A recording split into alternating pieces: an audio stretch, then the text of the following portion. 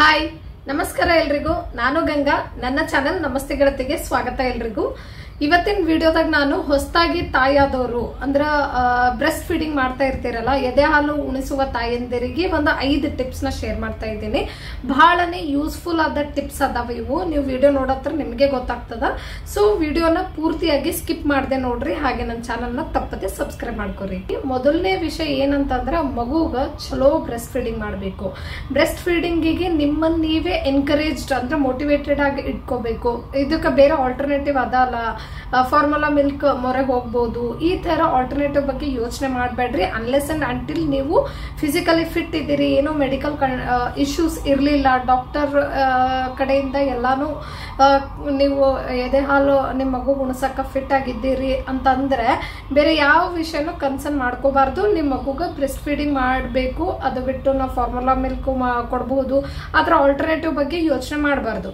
ಯಾಕಂದ್ರೆ breast milk ಒಂದು ತಾಯಿ ಎದೆ ಹಾಲಲ್ಲಿ ಏನು ಶಕ್ತಿ ಇರ್ತದ ಅದರಿಂದ ಏನು ಇಮ್ಯುನಿಟಿ ಬಿಲ್ಟಪ್ ಆಗ್ತದ ಮಗುಗ ಅದನ್ನ ಯಾವ ಹಾಲನ್ನು ರಿಪ್ಲೇಸ್ ಮಾಡಕ್ಕಾಗಲ್ಲ ಅಫ್ಕೋರ್ಸ್ ಫಾರ್ಮುಲಾ ಮಿಲ್ಕ್ ಅಲ್ಲಿ ಎಲ್ಲಾ ನ್ಯೂಟ್ರಿಯನ್ಸ್ ಒಂದು ಮಗುಗ ಉತ್ತಮವಾದ ಬೆಳವಣಿಗೆಗೋಸ್ಕರ ಏನ್ ಬೇಕು ಆ ನ್ಯೂಟ್ರಿಯನ್ಸ್ ಎಲ್ಲ ಇದ್ದೇ ಇರ್ತದ ಆ ತರನೇ ಅದನ್ನ ಮ್ಯಾನುಫ್ಯಾಕ್ಚರ್ ಮಾಡಿರ್ತಾರ ಬಟ್ ಎಷ್ಟೇ ಆದ್ರೂ ಅದು ಆರ್ಟಿಫಿಷಿಯಲ್ ನಿಮ್ಮ ಮಗುಗ ನಿಮ್ಮ ಎದೆ ಹಾಲೇ ಬೆಸ್ಟ್ ಅದೇ ಸೂಕ್ತವಾದದ್ದು ಫಾರ್ಮುಲಾ ಮಿಲ್ಕ್ ನಿಮಗೇನಾದ್ರೂ ಮೆಡಿಕಲ್ ಇಶ್ಯೂಸ್ ಇತ್ತು ಏನೋ ಆ ಥರ ಪ್ರಾಬ್ಲಮ್ ಇತ್ತು ಅಂದಾಗ ಮಾತ್ರ ಆ ಆಲ್ಟರ್ನೇಟಿವ್ ಬಗ್ಗೆ ಯೋಚನೆ ಮಾಡೋದು ಸೂಕ್ತ ಅಂತ ನನಗೆ ಅನ್ನಿಸ್ತದ ಹಾಗಾಗಿ ಬ್ರೆಸ್ಟ್ ಮಿಲ್ಕ್ ಸಪ್ಲೈ ಎಲ್ಲ ಚೆನ್ನಾಗಿ ಬರಬೇಕು ಲೋ ಮಿಲ್ಕ್ ಸಪ್ಲೈ ಪ್ರಾಬ್ಲಮ್ ಆಗಬಾರ್ದು ಅಂತಂದ್ರೆ ಗ್ಯಾಲಕ್ಟೋಗೋಗ್ ಫುಡ್ಸ್ ನ ತಗೋಬೇಕಾಗ್ತದ ಗ್ಯಾಲಕ್ಟೋಗೋಗ್ ಫುಡ್ಸ್ ಏನ್ ಮಾಡ್ತದಂದ್ರೆ ಇದು ಆಕ್ಚುಲಿ ಮಿಲ್ಕ್ ಸಪ್ಲೈ ನಿಮ್ದು ಎದೆ ಹಾಲು ಚೆನ್ನಾಗಿ ಬರಕ ಈ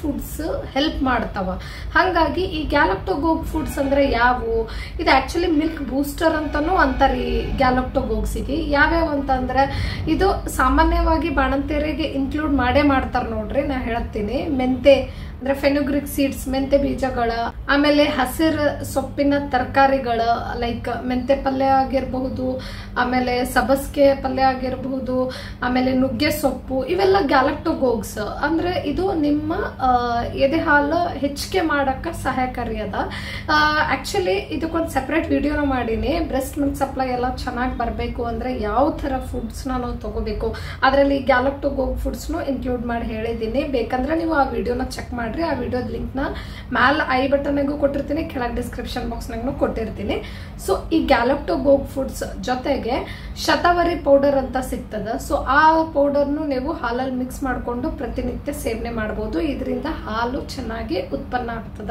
ನಿಮ್ಮ ಮಗುಗ ಸಾಕಾಗಷ್ಟು ಹಾಲನ್ನು ದೊರಕ್ತದ ಈ ಶತಾವರಿ ಪೌಡರ್ ಯೂಸ್ ಮಾಡೋಕ್ಕಿಂತ ಮುಂಚೆ ಇದು ಒಂದು ಆಯುರ್ವೇದಿಕ್ ಹರ್ಬಲ್ ಪೌಡರ್ ಸೊ ಇದು ಯೂಸ್ ಮಾಡೋಕ್ಕಿಂತ ಮುಂಚೆ ಒಂದ್ಸಲ ನಿಮ್ ಡಾಕ್ಟರ್ ಹತ್ರ ಕನ್ಸಲ್ಟ್ ಮಾಡಿಬಿಟ್ಟು ಯೂಸ್ ಮಾಡ್ರಿ ಬಿಕಾಸ್ ಎಲ್ಲರದ್ದು ದೇಹ ಡಿಫ್ರೆಂಟ್ ಆಗಿರ್ತದ ಎಲ್ಲರದ್ದು ಇಶ್ಯೂಸ್ ಪ್ರಾಬ್ಲಮ್ಸ್ ಹೆಲ್ತ್ ರಿಲೇಟೆಡ್ ಎಲ್ಲ ಬೇರೆ ಆಗಿರ್ತದ ಹಾಗಾಗಿ ಒಂದ್ಸಲ ಡಾಕ್ಟರ್ ಹತ್ರ ಕನ್ಸಲ್ಟ್ ಮಾಡಿಬಿಟ್ಟು ಯೂಸ್ ಮಾಡ್ರಿ ಇದರಿಂದ ಮಿಲ್ಕ್ ಸಪ್ಲೈ ಚೆನ್ನಾಗಿ ಬರ್ತದ ಆಕ್ಚುಲಿ ನಾ ಯಾವ್ದು ಯೂಸ್ ಮಾಡಿದ್ದೆ ಅಂತಾನು ನಾನು ಅದು ನನ್ನ ಲಿಂಕ್ ಕೊಟ್ಟಿನಲ್ಲ ಡಿಸ್ಕ್ರಿಪ್ಷನ್ ಬಾಕ್ಸ್ನಾಗ ಆ ವಿಡಿಯೋದಾಗ ಹೇಳಿನಿ ಲ್ಯಾಕ್ಟೋನಿಕ್ ಗ್ರಾನ್ಯೂಲ್ಸ್ ಅನ್ನೋದು ಒಂದು ಪೌಡರ್ ಯೂಸ್ ಮಾಡ್ತಿದ್ದೆ ಅದರಿಂದ ಅಫ್ಕೋರ್ಸ್ ಚೇಂಜಸ್ ಅನ್ಸದ ಮಿಲ್ಕ್ ಸಪ್ಲೈ ಎಲ್ಲ ಚೆನ್ನಾಗಿರ್ತಿತ್ತು ಆಮೇಲೆ ಇದೇ ರೀತಿಯಾಗಿ ಯಾವ್ಯಾವ ಆಹಾರ ಸೇವನೆ ಮಾಡಿದ್ರೆ ಹಾಲು ಚೆನ್ನಾಗಿ ಬರ್ತದ ಅಂತ ಆಹಾರದ ಮೇಲೆ ನೀವು ಗಮನ ಕೊಟ್ಟು ಆ ಆಹಾರನ ಸೇವನೆ ಮಾಡ್ರಿ ನೆಕ್ಸ್ಟ್ ಆಹಾರದ ವಿಷಯಕ್ಕೆ ಬಂದ್ರ ನಿಮ್ಮ ಆಹಾರ ಉತ್ತಮವಾದದ್ದು ಆರೋಗ್ಯವಾದದ್ದು ಮತ್ತು ಬ್ಯಾಲೆನ್ಸ್ಡ್ ಆಗಿರಬೇಕು ನಿಮ್ಮ ಡಯಟ್ ಬ್ಯಾಲೆನ್ಸ್ಡ್ ಅಂದ್ರೆ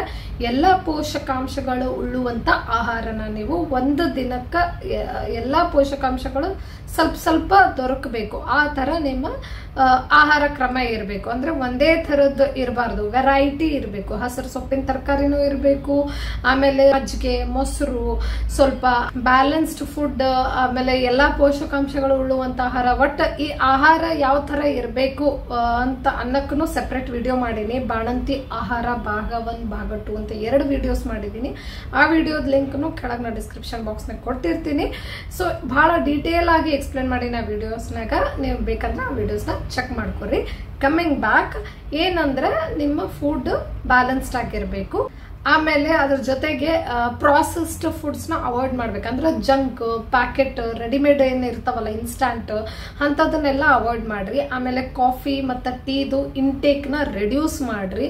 ಒಂದಿನಕ್ಕೆ 1 ಕಪ್ಪಿನಷ್ಟು ತಗೊಂಡ್ರೆ ಸಾಕು. ಸೊ ಅದನ್ನು ಯಾಕೆ ರೆಡ್ಯೂಸ್ ಮಾಡ್ಬೇಕಂದ್ರೆ ಅದು ನೆಗೆಟಿವ್ಲಿ ನಿಮ್ಮ ಬ್ರೆಸ್ಟ್ ಮಿಲ್ಕ್ ಮೇಲೆ ಎಫೆಕ್ಟ್ ಮಾಡ್ತದ, ಅದರ ಕ್ವಾಲಿಟಿ ಮೇಲೆ ಎಫೆಕ್ಟ್ ಮಾಡ್ತದ, ಆಮೇಲೆ ಬ್ರೆಸ್ಟ್ ಮಿಲ್ಕ್ ಸಪ್ಲೈ ಕಮ್ಮಿ ಮಾಡ್ಬಿಡ್ತದ. ಹಾಗಾಗಿ ಅದರದ್ದು ಇಂಟೇಕ್ ಕೂಡ ಆದಷ್ಟು ಕಡಿಮೆ ಇರಲಿ, ಅವಾಯ್ಡ್ ಮಾಡಿದ್ರು ಬಹಳನೇ ಒಳ್ಳೇದು. ಆದಷ್ಟು ಒಂದ್ ದಿನಕ್ಕೆ ಅಟ್ಲೀಸ್ಟ್ 1 ಫ್ರೂಟ್ ಆದ್ರೂ ಇನ್ಕ್ಲೂಡ್ ಮಾಡ್ಕೋರಿ. ಯಾವುದೇ ಆದ್ರೂ ಸರಿ, ಸೀಸನಲ್ ಫ್ರೂಟ್ ಇನ್ಕ್ಲೂಡ್ ಮಾಡಿದ್ರೆ ಬಹಳನೇ ಬೆಟರ್.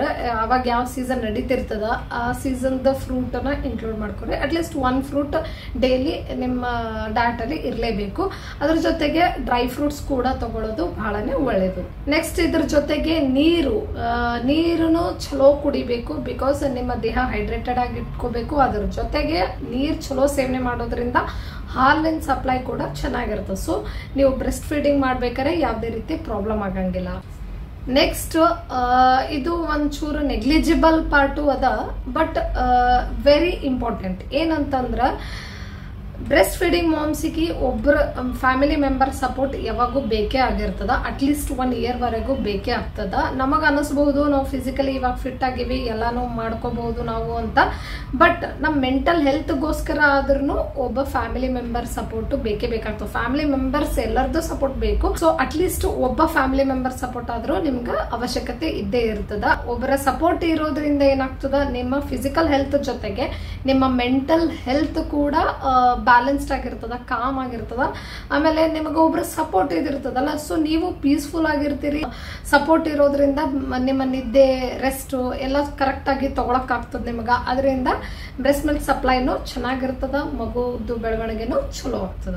ನೆಕ್ಸ್ಟ್ ಏನಂದ್ರ ಅನ್ನೆಸೆಸರಿ ಸ್ಟ್ರೆಸ್, ಸುಮ್ನೆ ಯಾವುದೋ ಒಂದು ಒತ್ತಡ ಮಾಡ್ಕೊಳ್ಳೋದು, ಟೆನ್ಷನ್ ಮಾಡ್ಕೊಳ್ಳೋದು, ಆಮೇಲೆ ನೆಗೆಟಿವ್ ಕಮೆಂಟ್ಸ್, ನೆಗೆಟಿವ್ ಒಪಿನಿಯನ್ಸ್ ಇರ್ತಾವಲ್ಲ, ಅದಕ್ಕೆ ಸ್ವಲ್ಪ ಕಿವಿ ಕೊಡಬಾರ್ದಾಗ್ತದ ಆ ಟೈಮ್ನಾಗ. ಯಾಕಂತಂದ್ರೆ ಈ ಟೈಮ್ನಾಗ ಸಾಮಾನ್ಯ ಹೊಸದಾಗಿ ತಾಯಿ ಆಗಿರ್ತಿರಲ್ಲ, ಮಗು ಹುಟ್ಟಿದಾಗ ಎಷ್ಟು ಜನ ಯಾರೇ ಇರ್ಲಿ ನೋಡಕ್ ಬಂದವ್ರು ಇರ್ಬೋದು, ಏನಾದ್ರೂ ಒಂದು ನೆಗೆಟಿವ್ ಕಮೆಂಟ್ ಹೇಳ್ಬೋದು. ಅಂದ್ರ ಮಗುದ ತೂಕ ಚಂದ ಬಂದಿಲ್ಲಲ್ಲ, ಆಮೇಲೆ ಹಾಲು ಸಾಕಾಗಲಾಗ್ಯದೇನು, ಅಥವಾ ಮಗು ಕರೆಕ್ಟಾಗಿ ಮಲ್ಕೊಳಲಾಗ್ಯದಲ್ಲ, ಈ ತರ ಏನಾದ್ರೂ ನೆಗೆಟಿವ್ ಕಮೆಂಟ್ಸ್ ಇದ್ದೇ ಇರ್ತಾವ. ಸೊ ಅದು ಎಲ್ಲ ಅನ್ನೆಸೆಸರಿ. ನೀವು ಅದನ್ನ ಒತ್ತಡ ಮಾಡ್ಕೊಂಡು ಅದು ಟೆನ್ಷನ್ ಮಾಡ್ಕೊಳ್ಳೋದು. ಯಾಕಂದ್ರ ಅದರಿಂದ ನಿಮ್ಮ ಆರೋಗ್ಯದ ಮೇಲೆ ಪರಿಣಾಮ ಬೀರ್ತದ, ಅದರಿಂದ ಮಗು ಆರೋಗ್ಯ ಮೇಲೂ ಪರಿಣಾಮ ಬೀರ್ತದ. ಸೊ ಮಗು ಬೆಳವಣಿಗೆನು ಕರೆಕ್ಟ್ ಆಗಂಗಿಲ್ಲ. ಅದಕ್ಕೆ ಯಾರದೇ ನೆಗೆಟಿವ್ ಒಪಿನಿಯನ್ ಆಗಿರ್ಬೋದು, ಕಮೆಂಟ್ಸ್ ಆಗಿರ್ಬೋದು, ಅದಕ್ಕೆ ಕಿವಿ ಕೊಡಬಾರ್ದು. ನೀವ್ ಏನ್ ಡಾಕ್ಟರ್ ಹತ್ರ ಕೇಳಿರ್ತೀರಿ, ನಿಮ್ ಮಗು ಬಗ್ಗೆ ಏನ್ ಕೇಳಿರ್ತೀರಿ, ಮಗು ಹೆಲ್ತಿ ಅದ, ಆಕ್ಟಿವ್ ಅದ, ಚಲೋ ಬೆಳೆಗತ್ತದ ಅಂತ ಡಾಕ್ಟರ್ ಹೇಳಿದ್ರು ಅಂದ್ರೆ ಓಕೆ, ನೀವು ಮಾಡ್ತಿರೋದು ಕರೆಕ್ಟ್ ಆಗದ, ನಿಮ್ ದಾರಿಯಲ್ಲಿ ನೀವು ಕರೆಕ್ಟ್ ಆಗಿದ್ದೀರಾ ಅಂತಾನೆ ಅರ್ಥ. ಅಥವಾ ಏನಾದ್ರೂ breast milk related issues, problems ಏನೇ ಇದ್ರು ಡಾಕ್ಟರ್ ಹತ್ರ ಕೇಳಿನೇ ಅದನ್ನ ಸಾಲ್ವ್ ಮಾಡ್ಕೋರಿ. ಅದ್ರ ಬದಲು ಈ ತರ ನೆಗೆಟಿವ್ ಕಮೆಂಟ್ಸಿಗೆ ಅದಕ್ಕೆ ಕಿವಿಗೊಡೋದು ಅಷ್ಟೊಂದು ಸೂಕ್ತ ಅಲ್ಲ.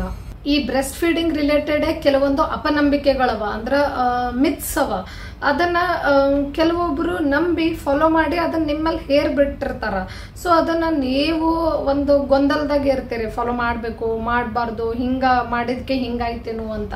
ಸೊ ಅಂತ ಯಾವ ಅಪನಂಬಿಕೆಗಳು ಅನ್ನೋದನ್ನ ನಾನು ಸೆಪರೇಟ್ ವಿಡಿಯೋ ಮಾಡಿ ಹಿಡೀನಿ. ಆ ವಿಡಿಯೋನು ಒಂದ್ಸಲ ಚೆಕ್ ಮಾಡ್ಕೋರಿ. ಲಾಸ್ಟ್ ಬಟ್ ನಾಟ್ ಲೀಸ್ಟ್ ಏನಂದ್ರೆ ಬ್ರೆಸ್ಟ್ ಫೀಡಿಂಗ್ ರಿಲೇಟೆಡ್, ಎದೆ ಹಾಲು ನಿಮ್ ಮಗುಗೇನು ಉಣಿಸ್ತಿರಲ್ಲ, ಅದ್ರ ರಿಲೇಟೆಡ್ ಏನೇ ಒಂದು ಪ್ರಾಬ್ಲಮ್ ಅಥವಾ ಏನೇ ಒಂದು ಇಶ್ಯೂ ನೀವು ಫೇಸ್ ಮಾಡತ್ತಿದ್ರಂದ್ರೆ ನಿಮ್ಮ ಡಾಕ್ಟರ್ ಅಥವಾ ಲ್ಯಾಕ್ಟೇಷನ್ ಕನ್ಸಲ್ಟೆಂಟ್ ಹತ್ರ ಕನ್ಸಲ್ಟ್ ಮಾಡಿಬಿಟ್ಟು ಅವ್ರ ಸಜೆಷನ್ಸ್, ಅವ್ರ ಅಡ್ವೈಸ್, ಅವ್ರು ಏನ್ ಹೇಳ್ತಾರ ಅದನ್ನ ಕರೆಕ್ಟ್ ಆಗಿ ಫಾಲೋ ಮಾಡ್ತಾ ಹೋದ್ರ ಮಗುನು ಚಲೋ ಬೆಳವಣಿಗೆ ಆಗ್ತದ. ಸೊ ಹೋಪ್ಫುಲಿ ಈ ಟಿಪ್ಸ್ ಎಲ್ಲ ನಿಮಗ ಇಷ್ಟ ಆಗಿದೆ ಅನ್ಕೊಂಡಿದ್ದೀನಿ, ಯೂಸ್ಫುಲ್ ಆಗ್ಯದ ಅನ್ಕೊಂಡಿನಿ. ಹೆಂಗ ಅನಿಸ್ತು ಅಂತ ನನಗೆ ಕಮೆಂಟ್ ಸೆಕ್ಷನ್ ನಾಗ ಬರ್ದ್ ಹೇಳ್ರಿ. ಅದ್ರ ಜೊತೆಗೆ ಈ ವಿಡಿಯೋ ಇಷ್ಟ ಆದ್ರೆ ಲೈಕ್ ಮಾಡ್ರಿ. ಮತ್ತೆ ನೆಕ್ಸ್ಟ್ ವಿಡಿಯೋದಲ್ಲಿ ಮೀಟ್ ಆಗ್ತೀನಿ. ಅಲ್ಲಿವರೆಗೂ ಬಾಯ್, ಟೇಕ್ ಕೇರ್.